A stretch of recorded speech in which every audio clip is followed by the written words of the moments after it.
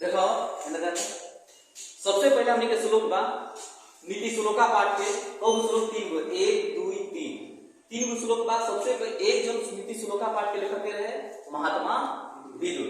महात्मा विदुर इस श्लोक में देखा कि सबसे पहले का श्लोक बा कहता कि आनाभूत प्रविष्टि अपृष्टो भासते अविश्वते विश्वसति मूढ़ चेता नरादम। कहे के मतलब बा कि आनाभूत प्रविष्टि यानी कि बिने बोलेला यानी कि बिना बुलाए करते कहीं पर चले जाना। तो अनाभूत प्रविष्टि के मतलब बिना बोले कतो चल जा।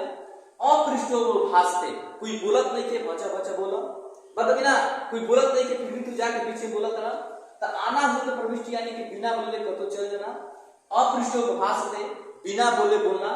और कहता अविश्वते विश्वसति जौना व्यक्ति को कोई विश्वास नहीं करत वो व्यक्ति पर तू विश्वास कर ऐसा अगर कोई व्यक्ति होके तो करा जाला मूढ़ चेता नरादम। एकरा के लिखे के ये तौर तरीका कि लिखबे करा के सबसे बड़े सजा के कि प्रस्तुत श्लोक नीति श्लोका पाठ से ली गई है जिसके प्रिय कविवर महात्मा विदुर कहते हैं कि समाज में कुछ ऐसे व्यक्ति हुए जो बिना बुलाए कहीं पर चले जाते हैं, बिना पूछे अधिक बोलते हैं।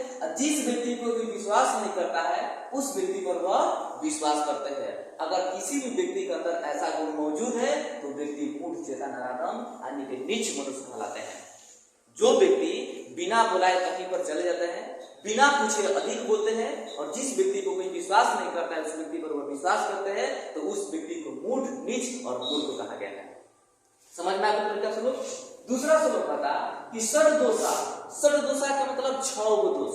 षड्दोषा का मतलब 6 दोष। षड्दोषा पुरुषेण हातत्वा कहता कि हातत्वा हातव्या भूमि तुच्छता निंद्रा तंद्रा भय क्रोध आलस्य दीर्घ सूत्रा 1 2 3 4 5 6 इही श्लोक जन बात नीति श्लोका पाठ से मिलल बा।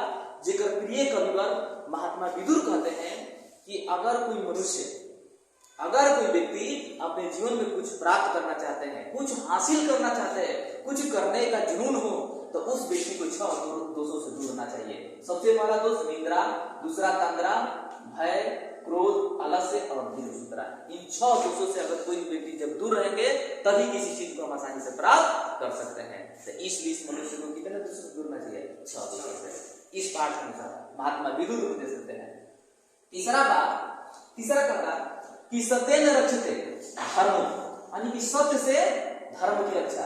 लेकिन कर्ता ने कर्म को करण से तो सत्य से किसकी रक्षा होती है? धर्म के। सहदार थे तू जैसे देखो ना बालकेन बंदूकेन यानी कि गेंद से खेलते हैं तो वही तरह सत्येन यानी कि सत्य से। तो सत्य से किसकी रक्षा होती है? धर्म से। तो सत्येन रक्षते धर्म विद्या योगी में रक्षते यानी कि विद्या की रक्षा योग्य से होती है, अभ्यास से होती है। अब मृज्या रक्षते रूपम। मृज्या मतलब उबटन।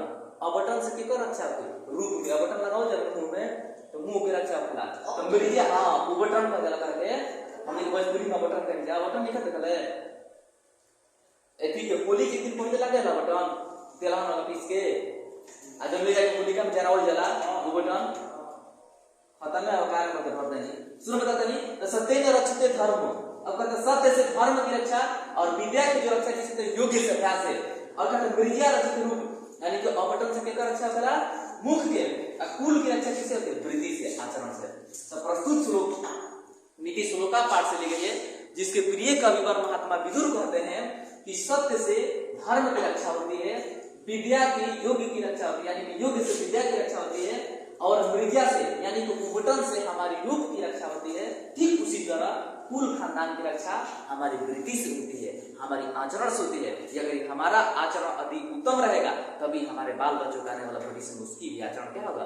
उत्तम होगा। अब कहता चौथा श्लोक बा कि पतिरेव गति कहता पतिरेव गति अस्त्राणम बालका नाम गति कहते कि जननी गति।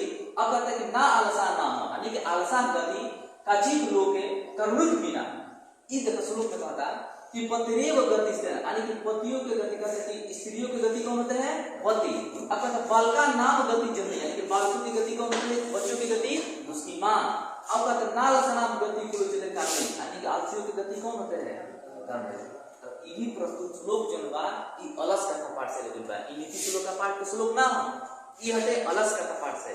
तो प्रस्तुत श्लोक नीति श्लोका पाठ से दी गई है जिसके प्रिय कविवर विद्यापति जी कहते हैं कि जिस तरह इस समाज में आलसियों की गति करुणित होते हैं, ठीक उसी तरह हमारे समाज में पुरुषों की गति, पत्नियों की गति, उसके पति और बच्चों की गति संसार में क्या होती है। बस आज के लिए इतना ही, सुनो, सेवा समाप्त।